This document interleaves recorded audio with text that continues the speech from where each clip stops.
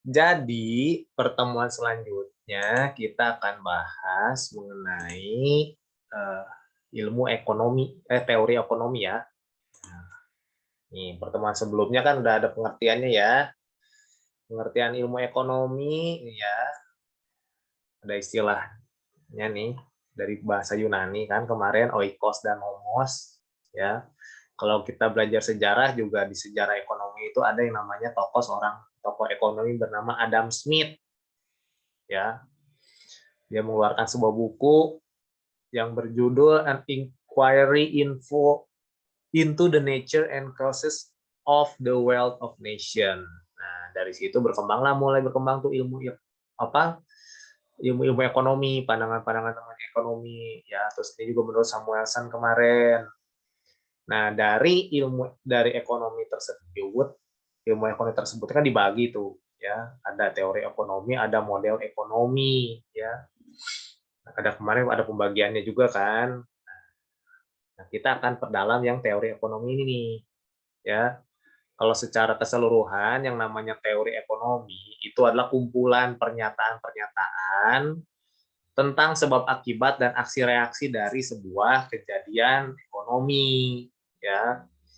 Pernyataan atau sekumpulan pernyataan tentang ekonomi. Nah, itu makanya disebut teori. Makanya teori ini banyak dikemukakan oleh para ahli, ya, karena itu sekumpulan pernyataan, ya. Jadi para ahli ini melakukan eh, penelitian, melihat nih sebab akibat aksi reaksi mengenai kegiatan ekonomi itu sendiri. Nah, itu dinyatakan ya oleh para ahli dan itu dikumpul menjadi satu teori ekonomi. Nah, makanya yang namanya teori ekonomi, ilmu ekonomi itu berkembang dari dulu sampai sekarang itu pasti ada perubahan. Yang namanya ilmu itu biasanya tiap 5 tahun itu harus pasti ada yang namanya update lah ya, kayak gitulah istilahnya, perbaruan, ada yang sudah tidak relevan dengan zaman sekarang dan sebagainya. Makanya terus berkembang ilmu itu ya, karena banyak banyak yang melakukan penelitian, banyak para ahli, dan pernyataan-pernyataan itu diuji dan dapat dibuktikan dan dapat dipertanggungjawabkan. Makanya itu menjadi satu teori ekonomi ya. Nah, kalau model ekonomi itu nanti kita belajar ini nih yang kemarin ada eh, pelaku ekonomi. Nih, rumah tangga, ada yang disebut rumah tangga kan kemarin kan, saya bilang kan. Nah, ada rumah tangga konsumen, rumah tangga produsen. Nanti kita belajar juga nih, rumah tangga konsumen, ini perusahaannya rumah tangga produsen. Ada pasar output, ada pasar input, ada pemerintah di dalamnya, ada masyarakat luar negeri. Nah, ini nanti juga kita belajar nih model ekonomi ini ya. Tapi yang akan kita pelajari selanjutnya hari ini mengenai teori ekonomi, yaitu teori ekonomi makro dan teori ekonomi mikro. Nah, ada dua nih. Teori ekonomi mikro, teori ekonomi makro. Nah, ini dasar juga dalam ilmu ekonomi, ya, dalam teori ekonomi. Nah, apa sih ilmu teori ekonomi makro dan mikro ini? Di sini. Nah, secara garis besar, kalau kita bicara mengenai teori ekonomi mikro ya, namanya juga mikro berarti kecil ya, mikro nih. Kalau mikro berarti ukurannya kecil. Kalau kita ketemu dengan kata atau sebuah kata namanya mikro berarti kecil ya. Kalau makro besar. Nah, teori ekonomi mikro ya dapat diartikan sebagai ilmu ekonomi yang kecil. Ya, teori ekonomi mikro juga merupakan bagian kecil dari perekonomian secara keseluruhan. Jadi kan perekonomian secara keseluruhan nih. Nah, ternyata di dalamnya itu ada yang namanya teori ekonomi mikro juga di dalamnya nih, bagian kecilnya nih, ya. Tapi intinya ini ruang lingkupnya lebih sempit, ruang lingkupnya lebih sedikit dibanding ekonomi makro. Seperti apa? Nih yang dibahas ya, kalau di ekonomi mikro itu hanya interaksi di pasar barang. Artinya antara dilihat nih yang dipelajari Yang diperhitungkan itu cuma seperti bagaimana pembeli dan penjual melakukan interaksi di pasar, ya. Lalu juga dibahas mengenai perilaku konsumen dan produsen. Nanti juga kita belajar di sini nih, bagaimana perilaku seorang konsumen atau bagaimana perilaku produsen. Artinya seperti apa sih? Ya, yang paling simpel kalau yang namanya konsumen pengen harga murah dengan kualitas bagus kan. Tapi di sisi lain produsen pengen dapat untung sebesar-besarnya dengan cara menaikkan harga. Nah, ini perilaku ini yang dibahas, yang dipelajari oleh ilmu ekonomi mikro. Gimana caranya? Di sisi lain konsumen pengen murah, di sisi lain produsen pengen untung. Nah, ini yang dipelajari. Ya, secara simpelnya seperti itu. Terus ada interaksi di pasar faktor produksi. Ada 4 faktor produksi kemarin kan, sumber daya alam, sumber daya manusia, modal, dan entrepreneurship. Nah, itu juga ternyata termasuk pasar faktor produksi tuh. Ya, bisa diperjualbelikan. Ya, terjadi interaksi di situ. Nanti juga ini kita belajar macam nih berbagai macam jenis pasar. Ada juga nanti kita bahas di situ ya. Nah, ini yang dibahas dalam pembahasan ekonomi mikro. Ya. Jadi dia hanya membicarakan unit-unit, hasilnya seperti perusahaan dan rumah tangga aja nih yang dibahas. Misalnya bagaimana suatu rumah tangga mengalokasikan pendapatannya untuk membeli barang dan jasa yang bermacam-macam. Nah, setiap orang kan misalkan dia bekerja atau dia punya usaha, kan dia punya penghasilan, dia punya pendapatan. Nah, dalam ekonomi mikro itu tuh dibahas tuh bagaimana cara si seseorang atau individu tersebut memenuhi atau mengalokasikan dananya tersebut untuk memenuhi kebutuhannya akan barang dan jasa. Ya, itu kan beda-beda. Yang kemarin saya bilang ada yang punya pendapatan penghasilannya rendah dan penghasilannya tinggi, pasti kan cara pengalokasian dananya beda. Nah, itu yang dipelajari tuh, yang dibahas dalam ekonomi mikro, ya. Lalu biasanya ekonomi mikro ini berhubungan dengan cara perusahaan menentukan jumlah produksi. Ya, perusahaan sebagai produsen yang memproduksi barang atau jasa itu juga yang dilihat dari ekonomi mikro itu bagaimana perusahaan tersebut memproduksi barang atau jasa tersebut dalam jumlah tertentu, ya. Dan bagi perusahaan tersebut itu untuk melihat keuntungan maksimalnya seperti apa. Itu yang dibahas. Jadi karena ruang lingkupnya kecil ya, ruang lingkupnya lebih sedikit dibanding makro. Nanti kalian bisa lihat tuh. Paling kalau kita bicara ekonomi mikro juga dia bicara mengenai sebuah industri, misalkan industri pertokoan, sepatu, itu paling gede lah. Industri itu kan ya gabungan antara satu bidang gitu kan, bidang yang sama gitu ya. Nah, jadi itu yang dibahas dalam ekonomi mikro kecil tuh ya. Jadi nggak apa ya, nggak ruang lingkupnya yang dibahasnya juga sedikit, nggak banyak. Ya, tapi itu merupakan bagian juga di dalam sebuah perekonomian, ya, berada dalam sebuah ekonomi makro juga di dalamnya ada juga mereka juga berpengaruh juga sama-sama berpengaruh ya. Nah, dari segi kegunaannya ya, ekonomi mikro ada 3 manfaat yang bisa didapat ketika kita membahas ekonomi mikro.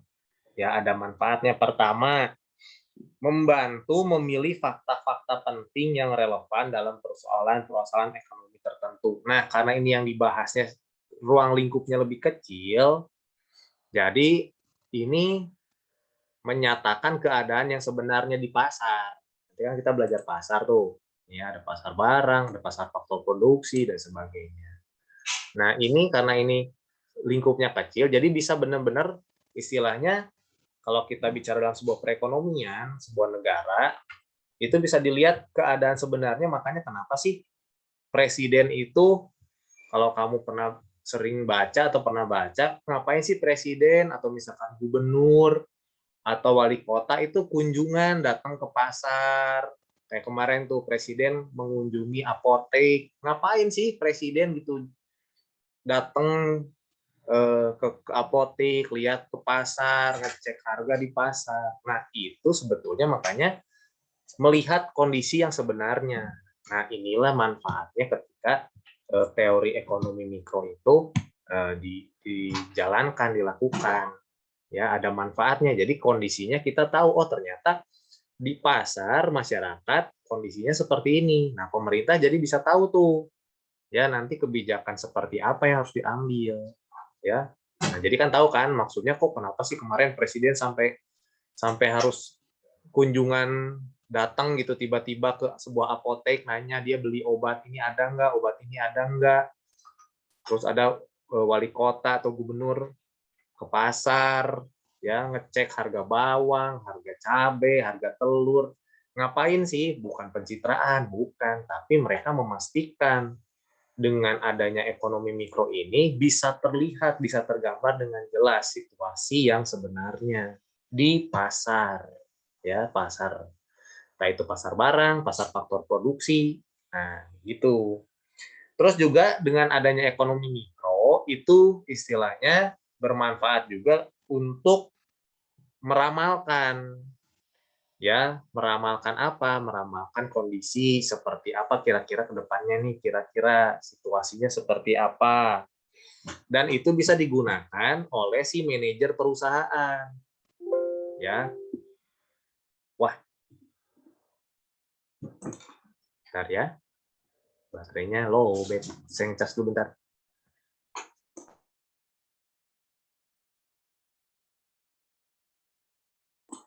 Oke, lanjut lagi ya. Nah, jadi si manajer perusahaan juga melalui data-data yang tadi itu bisa digunakan untuk ambil keputusan tuh di perusahaannya. Kira-kira produk saya ini kalau dilihat nih udah terlalu lama produksi, kira-kira bisa laku atau enggak ya, tetap dapat keuntungan atau tidak ya. Begitu. Lalu untuk pemerintah khususnya tadi saya bilang yaitu untuk mengambil kebijakan ekonomi. Selanjutnya seperti apa nih? Makanya istilahnya kan kalau ada istilah-istilah ekonomi daya beli masyarakat contohnya daya pemerintah menyatakan bahwa daya beli masyarakat selama pandemi Covid ini menurun. Nah, tahu dari mana itu pemerintah? Kok bisa tahu daya beli masyarakat ini menurun? Ya, perputaran uangnya kok melambat? Itu tahu dari mana? Ya dari sini. Karena ini yang dibahas nih. Ini yang dilihat dalam ekonomi mikro setiap hari ya. Nah, seperti itu. Nah, berbeda dengan ekonomi makro ya. Kalau teori ekonomi makro ini menganalisis kegiatan perekonomian secara keseluruhan. Kalau mikro tadi kan cuma sebagian kecil tuh.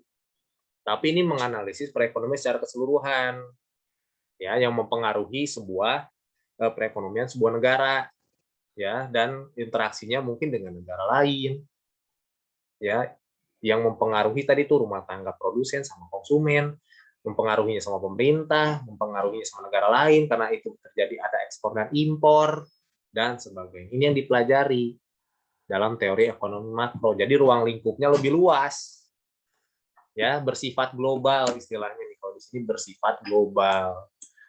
Ya. Kalau tadi unit-unit kecil tadi kan dibahasnya oleh mikro, kalau makro enggak lagi, ya. Tidak membahas perekonomian perusahaan dan individu nih. Tidak. Tapi ini lebih keseluruhan, ke global. Nah, jadi beda ruang lingkupnya ya. Contohnya apa? Ekonomi makro. Nah, ini yang dibahas dalam ekonomi makro. Ya, tentang pertumbuhan ekonomi. Nanti belajar juga nih mengenai pada pendapatan nasional. Ya. Itu dibahas nih. Ya, pertumbuhan ekonomi, perkembangan ekonomi. Ini juga nanti ada nih topik-topiknya ya. Inflasi nih. Ini juga dibahas nih inflasi. Inflasi udah tahu, nanti kita belajar ya. Inflasi ini apa, macam-macam inflasi apa, ya. Lalu dengan interaksi dengan perekonomian global yang tadi saya bilang, hubungan dengan negara lain, kerjasama dengan negara lain dan sebagainya. Pengangguran, nih. Masalah juga yang dibahas nih, ya. Siklus perekonomian, ya. Pendapatan nasional, nanti kita belajar juga tuh, Nah, ini yang dibahas ekonomi makro secara keseluruhan, ya. Banyak yang dibahas. Nah, itu yang membedakan antara ekonomi mikro sama ekonomi makro. Jadi ruang lingkupnya yang berbeda. Itu. Oke, sampai sini ada yang mau tanya dulu nggak? Sebelum saya lanjutkan ke berikutnya. Silakan kalau ada yang mau ditanyakan dulu ya. Nih ada ini aja saya putar video nih, ada video singkat mengenai perbedaan antara ekonomi makro dan ekonomi mikro. Nih, ya, saya kasih lihat nih. Ada di YouTube, nanti saya kasih linknya juga ya. Nih, ini kurang lebih seperti inilah yang sudah saya jelaskan tadi ya. Ting.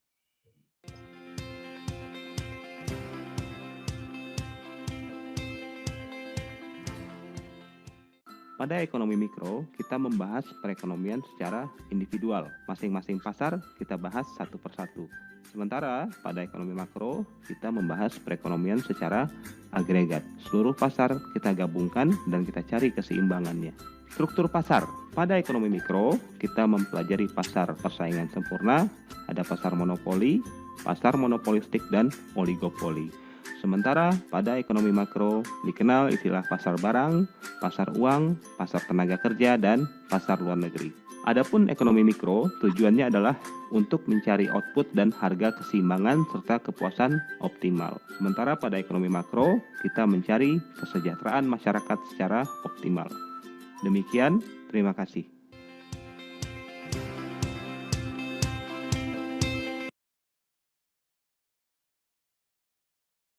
Nah, itu secara singkat ya, karena nanti mau dibahas tuh. Tadi jenis yang saya bilang, macam-macam pasar, nanti ada tuh pasar persaingan sempurna, pasar persaingan tidak sempurna, pasar barang, tadi nanti juga kita bahas belajar. Tapi ya secara keseluruhan itu yang ada di dalam ekonomi makro dan ekonomi mikro. Ya, jadi seperti itu tuh, banyak yang dibahas, ruang lingkupnya banyak. Tapi yang membedakan antara ekonomi makro dan mikro ya ruang lingkupnya ya. Kalau mikro itu lebih kecil, makro lebih besar ruang lingkup pembahasannya ya. Dan masalahnya juga, masalah yang dihadapi itu juga beda, lebih luas ekonomi makro karena itu mempengaruhi keseluruhan secara global ya. Tuh. Nah, berikutnya nah, kita masuk ke ini aja ya, materi berikut ini. Kalau kita belajar ilmu, ya sama seperti ilmu-ilmu lainnya, ada cabang-cabang ilmunya juga nih dalam ilmu ekonomi.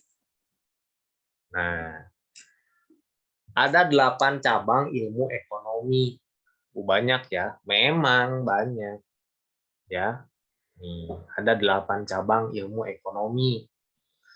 Yang pertama itu ilmu ekonomi moneter. Ya, jadi banyak sekali ilmu ekonomi ini cabangnya ya. Ilmu ekonomi moneter ini membahas tentang uang, tentang perbankan, ya, lembaga keuangan, contohnya suku bunga bank, jumlah uang yang beredar. Nah, ini dibahas di dalam ilmu ekonomi moneter.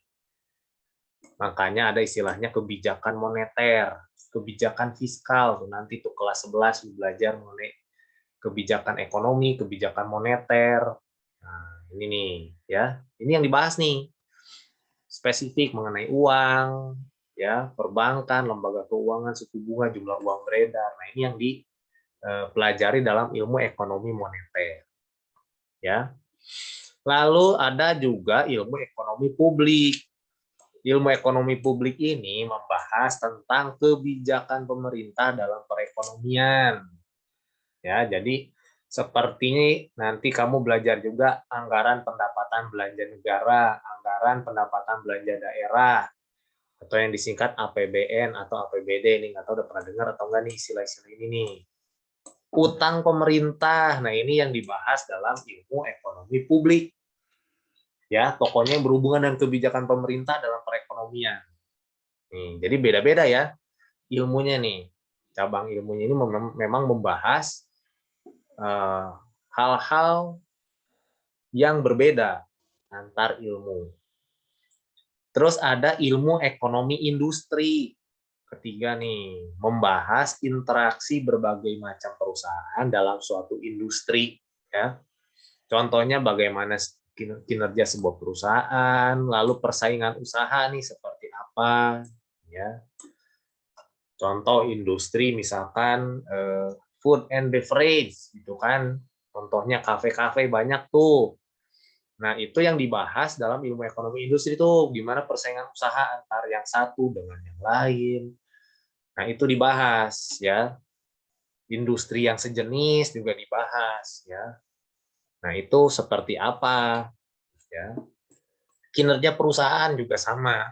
Ini dibahas ya, perusahaan itu kinerjanya baik atau tidak baik itu dilihat, bisa dinilai ya. Sebuah usaha juga bisa dinilai itu kinerjanya seperti apa.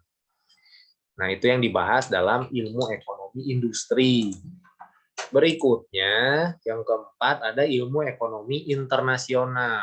Udah jelas ya namanya internasional, berarti membahas mengenai kegiatan perekonomian antar bangsa, antar negara.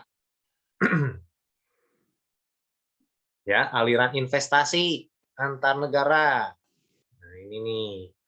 Makanya ada yang disebut investor. Investor luar negeri, berarti yang menginvestasikan dananya di dalam negeri. Neraca pembayaran, nih neraca pembayaran ini menghitung ekspor dan impor, ya kegiatan ekspor, salah, ekspor dan impor, X sama M.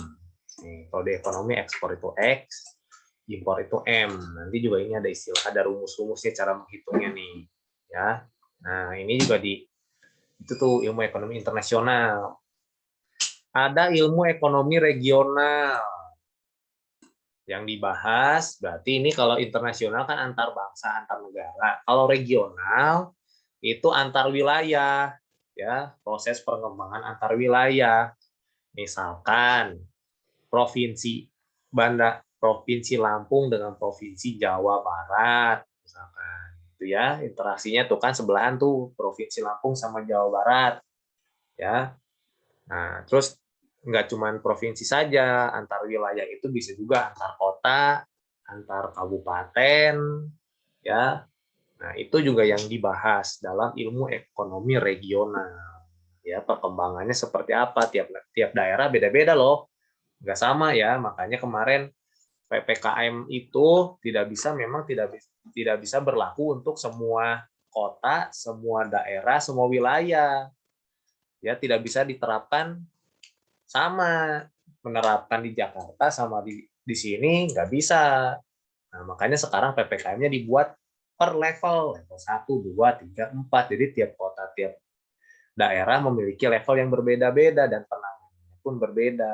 Nah, itu juga yang salah satunya dibahas di dalam ilmu ekonomi regional. Ya,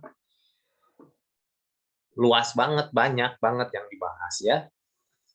Lalu ada juga ilmu ekonomi sumber daya alam. Nah, udah jelas berarti dia membahas tentang bagaimana memanfaatkan sumber daya alam supaya sumber daya alam ini optimal, ya, dan mengelolanya dengan baik. Kenapa? Karena sumber daya alam ini kemarin saya udah bahas ya, itu sifatnya terbatas, ya.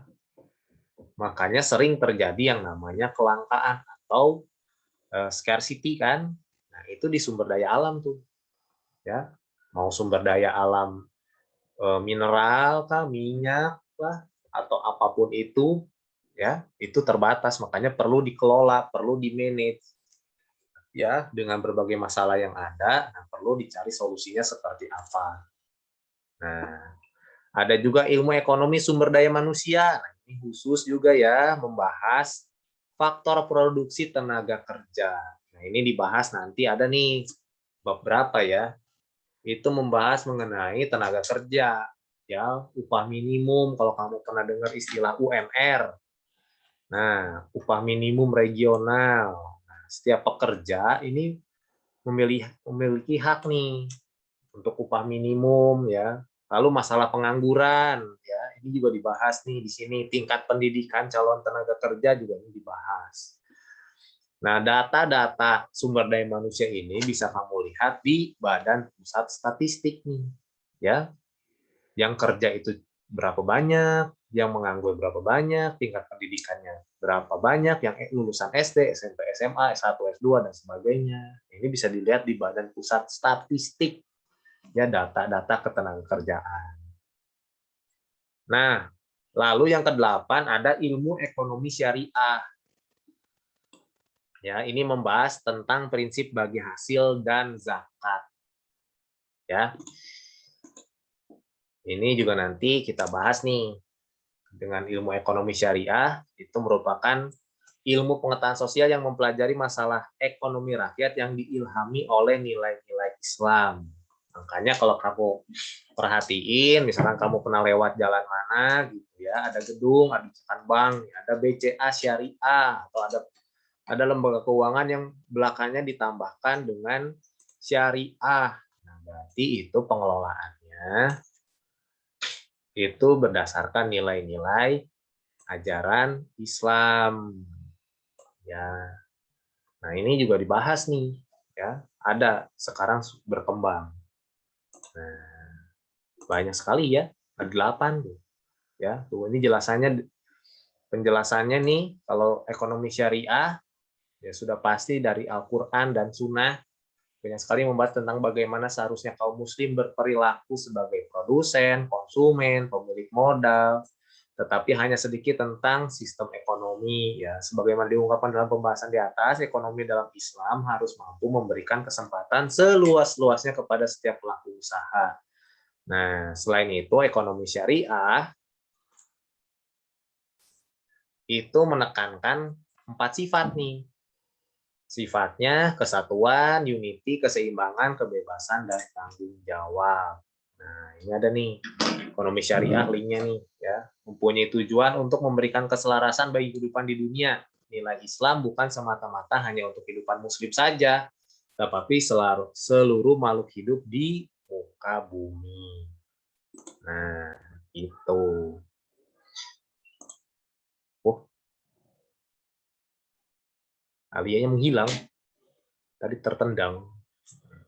Sebentar ya, saya lihat ini. Oh.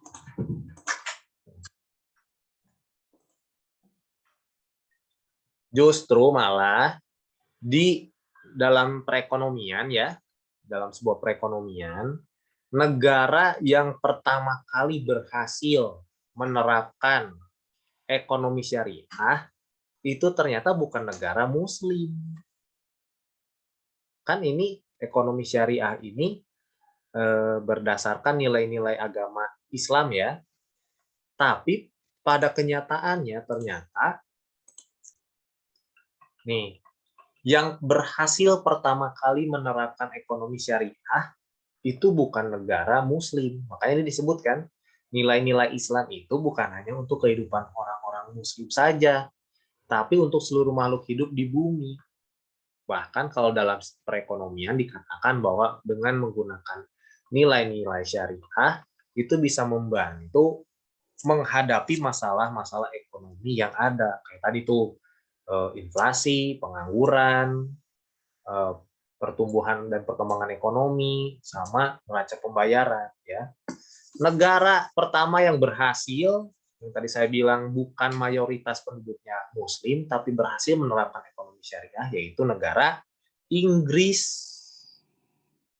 Ya, Inggris itu negara pertama yang berhasil menerapkan ekonomi syariah dan membuat negaranya terselamatkan dari krisis ekonomi. Nah, ada tuh sejarahnya.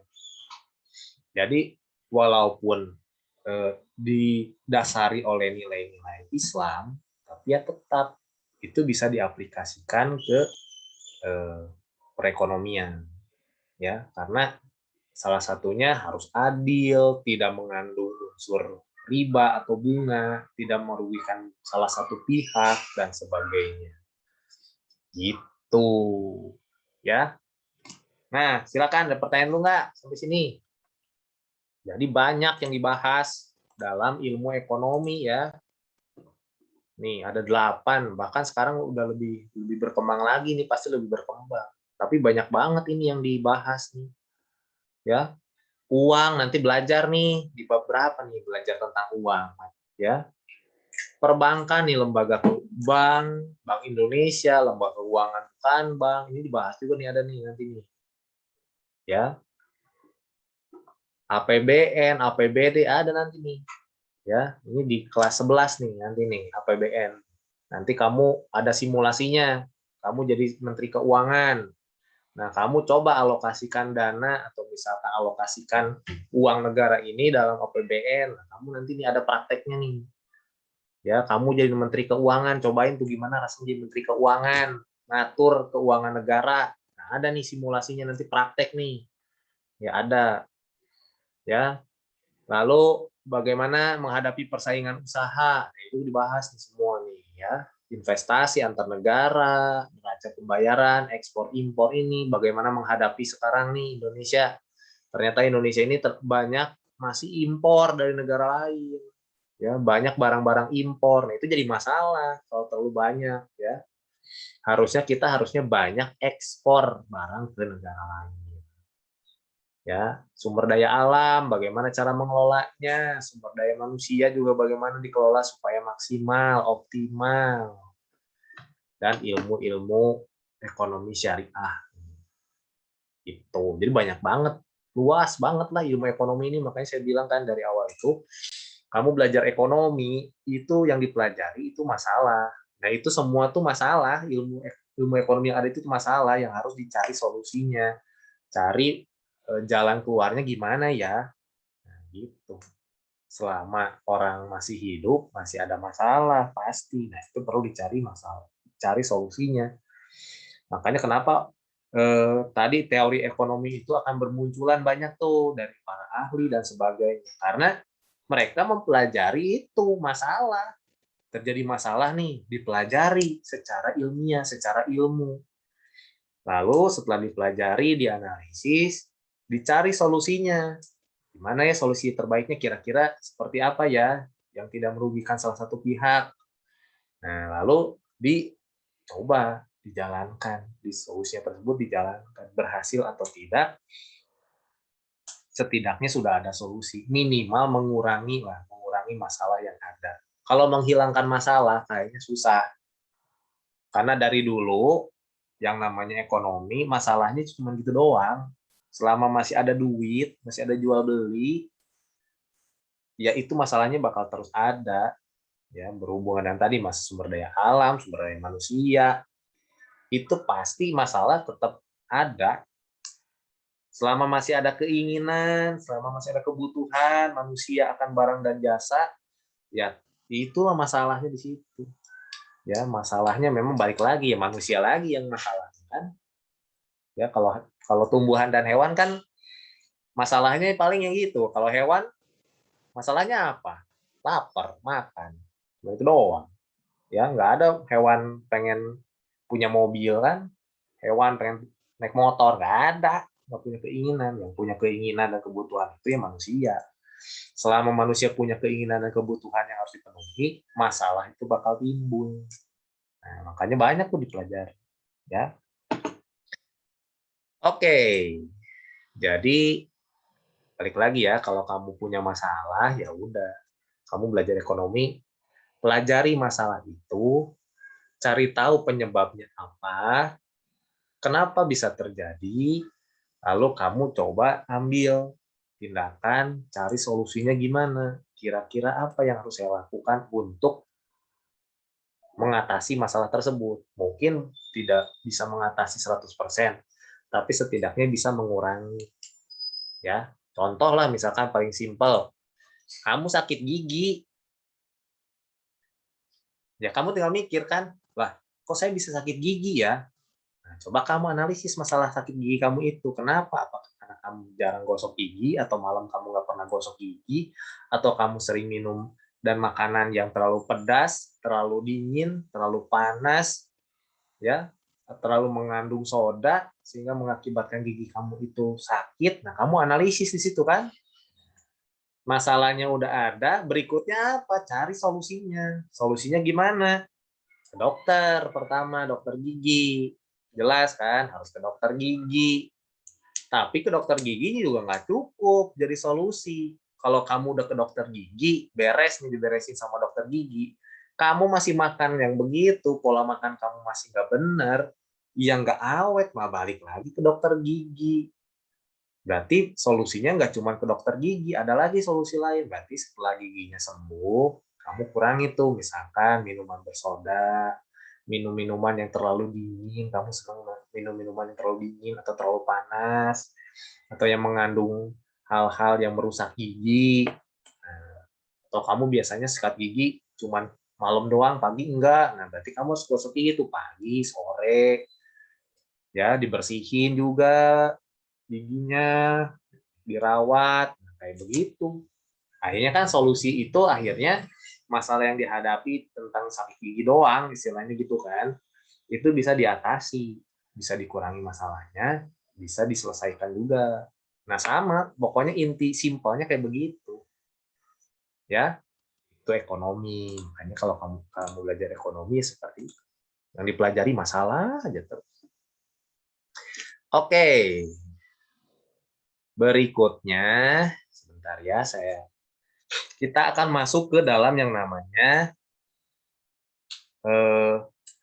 prinsip kegiatan, motif, dan politik ekonomi. Nah, jadi ini juga ada nih pembahasannya mengenai prinsip kegiatan, motif, dan politik ekonomi. Nah, ini juga akan dibahas ya dalam ilmu ekonomi. Ada yang namanya prinsip ekonomi, ada yang namanya kegiatan ekonomi, ada yang namanya motif ekonomi, ada yang namanya politik ekonomi. Nah, ini yang akan kita pelajari berikutnya. Ya. Oke, yang pertama mengenai prinsip ekonomi. Prinsip ekonomi, nah di sini ya. Ini juga biasanya banyak kebalik-balik nih kalau kita belajar. Yang pertama mengenai prinsip ekonomi. Prinsip ekonomi itu kalau secara pengertian adalah dasar berpikir untuk mencapai tujuan tertentu dengan pengorbanan sekecil-kecilnya, ya. Atau kalau nanti kamu udah dapat buku, di buku dikatakan adalah pedoman melakukan tindakan ekonomi di mana di dalamnya terkandung asas dengan pengorbanan tertentu diperoleh hasil yang maksimal atau dengan pengorbanan sekecil-kecilnya untuk memperoleh hasil tertentu. Nah, itu prinsip ekonomi tuh. Jadi dengan pengorbanan tertentu, ya kalau bisa pengorbanan sekecilnya mungkin nih, ya pengorbanan sekecil-kecilnya untuk memperoleh hasil tertentu. Nah, itu yang disebut prinsip ekonomi. Nah, ini prinsip ekonomi ini diterapkan di mana? Prinsip ekonomi ini bisa diterapkan dalam kegiatan produksi dan kegiatan distribusi. Contohnya gimana? Prinsip ekonomi ini diterapkan dalam kegiatan produksi, misalnya ya. Nah, lihat ini. Produksi, yang namanya produksi berarti menghasilkan barang atau jasa, atau istilahnya dalam ekonomi itu menambah nilai guna barang atau jasa tersebut, ya. Nah, jadi kalau kita bicara prinsip ekonomi yang tadi, yang dibilang dengan pengorbanan tertentu ingin memperoleh hasil sebesar-besarnya dan dengan pengorbanan sekecil-kecilnya ingin memperoleh hasil tertentu. Nah, dalam kegiatan konsumsi, ini contohnya ya, jadi prinsip ekonomi ini bisa dilaksanakan dalam kegiatan konsumsi. Konsumsi.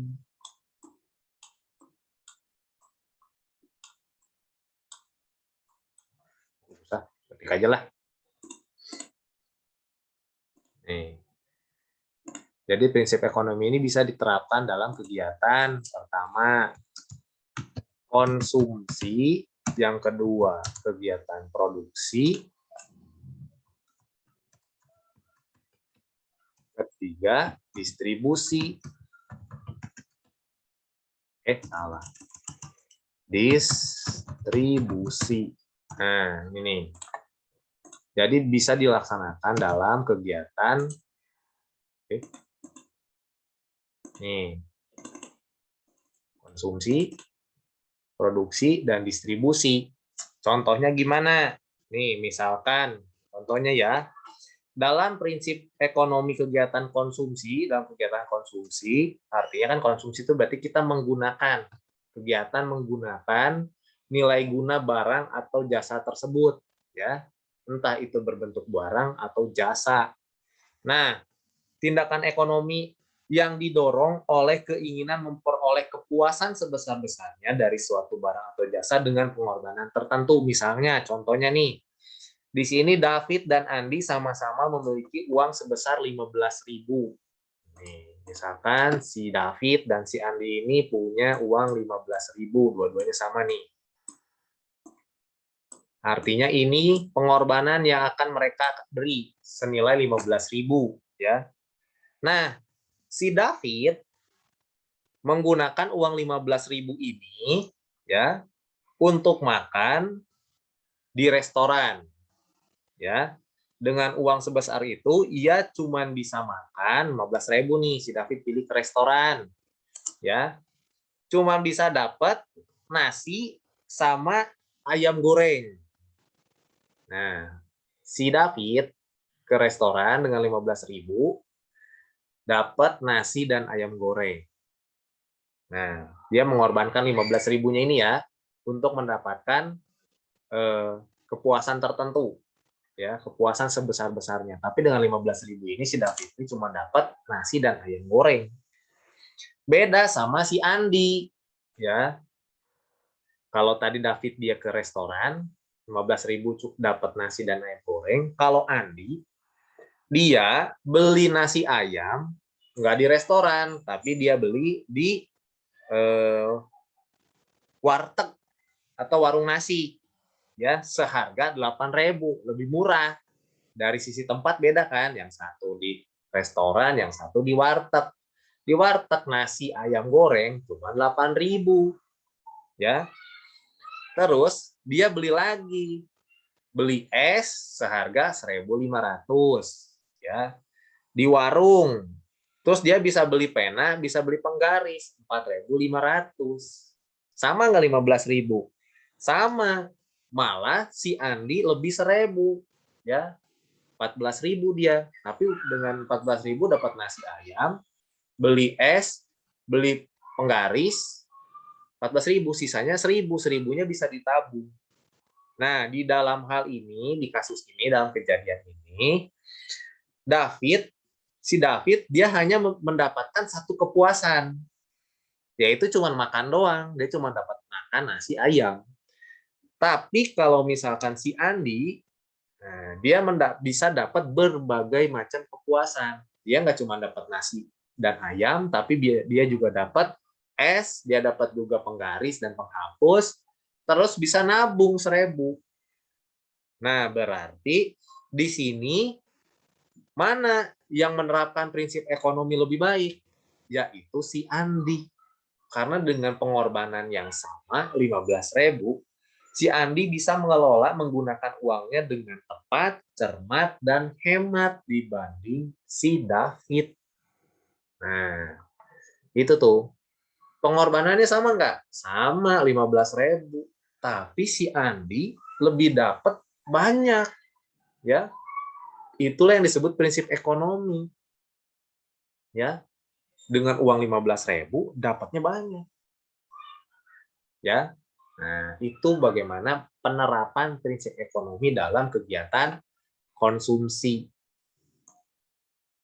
Beda dengan kegiatan produksi atau kita menghasilkan barang atau jasa, ya. Biasanya kalau dalam kegiatan produksi, prinsip ekonomi ini diterapkan untuk menekan yang namanya biaya produksi. Biaya produksi dalam kegiatan produksi harus serendah mungkin supaya dengan harga jual tertentu keuntungannya bisa lebih besar, ya. Contoh misalkan di sini di buku ada misalkan dia memproduksi barang atau jasa ya. Di sini misalkan Ibu Endah dia usahanya bikin kue kering. Nah, kita tahu kue kering itu kan dibuat dengan bahan-bahan tertentu kan. Nah, artinya ada bahan-bahan pembuat kue keringnya. Nah, dalam jumlah tertentu pokoknya dengan dengan bahan baku tersebut bisa menghasilkan 50 toples.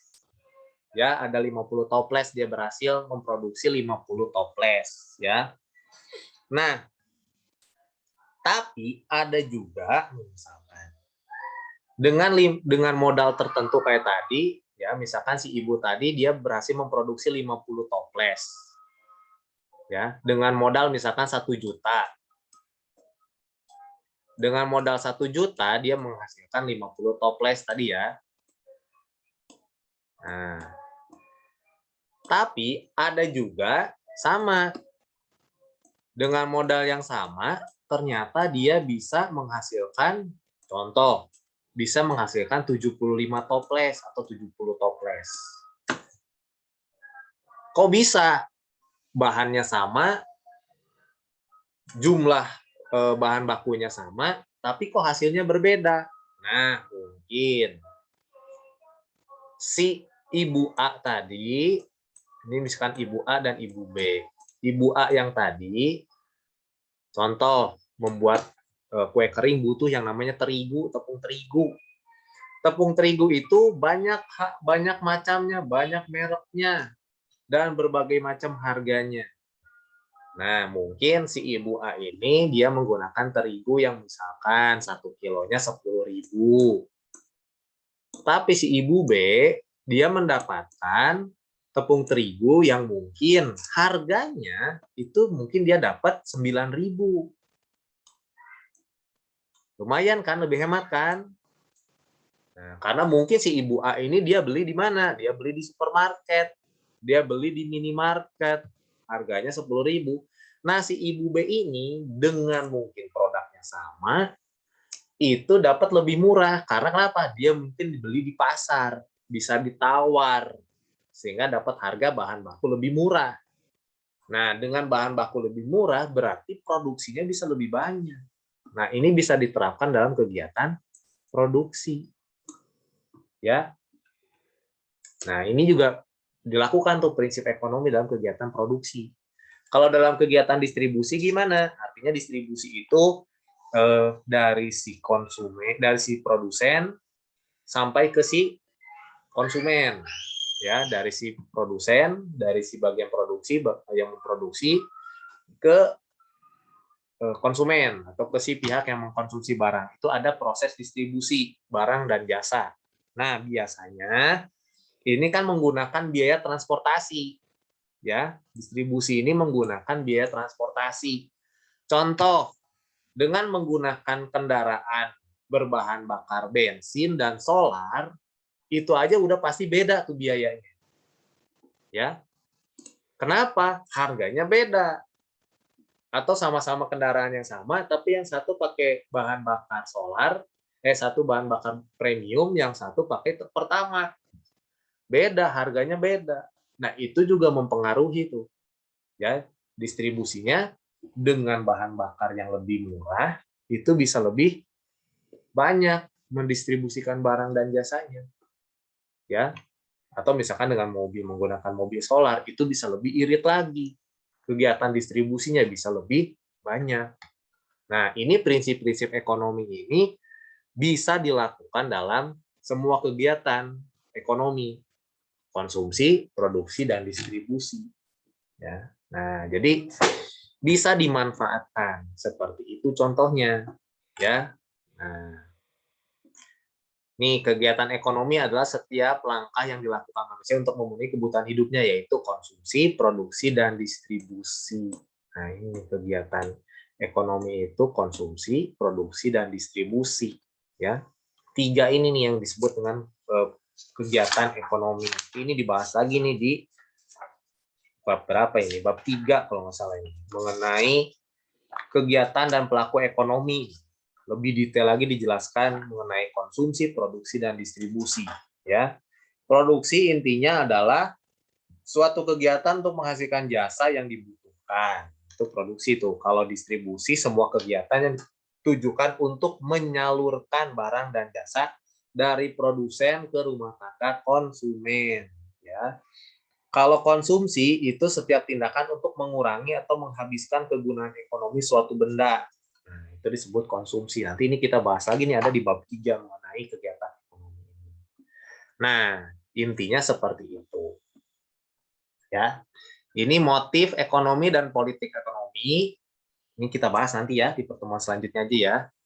Karena waktunya sudah 8.55 nih, tinggal 5 menit lagi. Jadi ini cukup banyak juga yang dibahas. Cuman intinya seperti ini. Kalau kita belajar yang namanya prinsip ekonomi dengan pengorbanan tertentu, kalau bisa pengorbanannya sekecil-kecilnya, tapi mendapatkan kepuasan sebesar-besarnya. Ya, ini sebenarnya balik lagi bagaimana kamu memilih. Makanya kan kalau pertama kita belajar kemarin, ekonomi itu ilmu memilih kan. Misalkan contoh nih, terakhir ya, saya kasih kamu uang 100.000, Margaret 100.000, Jelly 100.000, Alia 100.000. Saya yakin ya, barang yang dibeli sama kalian bertiga itu pasti beda-beda. Ya, tergantung kan. Mungkin ada yang kamu dapat 100.000, saya mau beli, misalkan mau beli langsung apa ya, Starbucks gitu. Starbucks 2 cup. Dapat tuh 100.000, udah habis. Tapi mungkin ada juga yang mikir, dengan 100.000 saya bisa beli misalkan nasi Padang, saya bisa beli buku, saya bisa beli apa, saya bisa beli kuota. Banyak tuh yang didapatkan. Nah, pasti ada juga yang begitu. Nah, itu balik lagi. Makanya ilmu ekonomi itu ilmu pilihan. Balik lagi ke individunya. Atau kalau tadi disebut bukan individu saja ya, tapi secara ke perusahaan. Nah, itu juga balik lagi tuh sebenarnya. Cuman bagaimana tinggal kita memanage dengan baik. Gitu. Tapi pesan saya, jangan jadi orang pelit ya. Belajar ekonomi kok kayaknya jadi pelit. Enggak, jangan. Ya, bijak dengan pelit itu beda. Ya, memang kita mungkin ada uangnya terbatas nih, sumber dayanya terbatas, pengorbanan kita juga terbatas tuh jumlahnya. Tapi bukan berarti kita harus pelit. Ya, jangan. Tetaplah, apalagi kalau tadi ya istilah, kalau kita belajar ilmu ekonomi syariah, itu tuh penghasilan kita harus disisihkan berapa persen untuk zakat, buat infak, untuk sodako orang-orang yang membutuhkan. Ya, nggak cuman Islam tuh, saya yakin di agama lain juga mengajarkan seperti itu. Ya, kalau di saya Kristen nih, penghasilan saya harus berikan 10% dulu buat Tuhan. Lalu sisanya saya kasihkan juga untuk misalkan pelayanan misi, membantu orang-orang yang membutuhkan. Nah, itu tuh harus disisihkan. Ya, saya yakinlah di agama lain pun sama.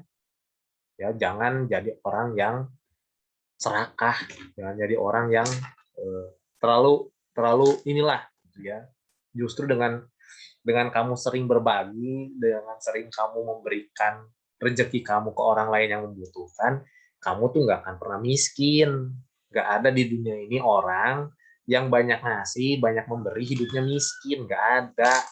Ya. Tapi coba kalau kamu orangnya pelit, ngopet, nggak pernah ngasih, nggak pernah memberi sama orang, malah jadi miskin nanti kamu. Ya, tapi seperti itu ya. Jadi jangan, hati-hati, karena kalau kita belajar prinsip ekonomi itu kayak gitu. Dengan pengorbanan tertentu kita mendapat dengan pengorbanan sekecil-kecilnya, tapi kita pengen dapat banyak. Akhirnya pelit, jadi orang yang pelit gitu. Terlalu pelit, jangan.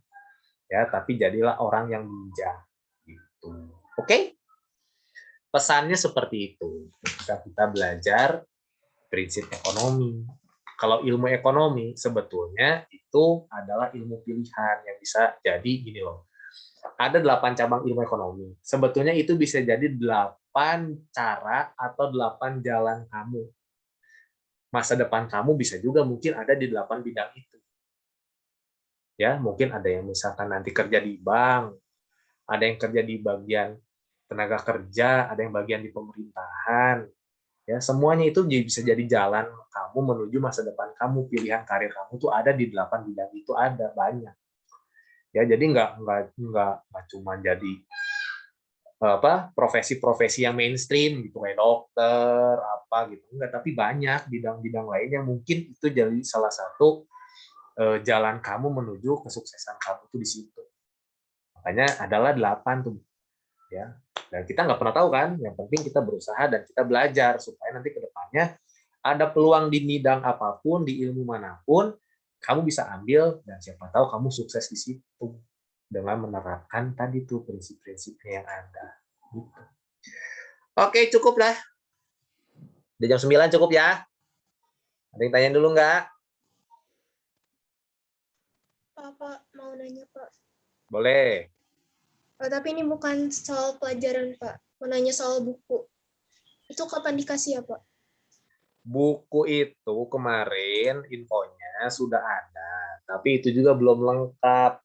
Nah, cuman saya belum diinfoin lagi tuh. Udah bisa diambil kapan? Ya, paling nanti saya tanya lagi. Itu kayaknya kemarin itu yang belum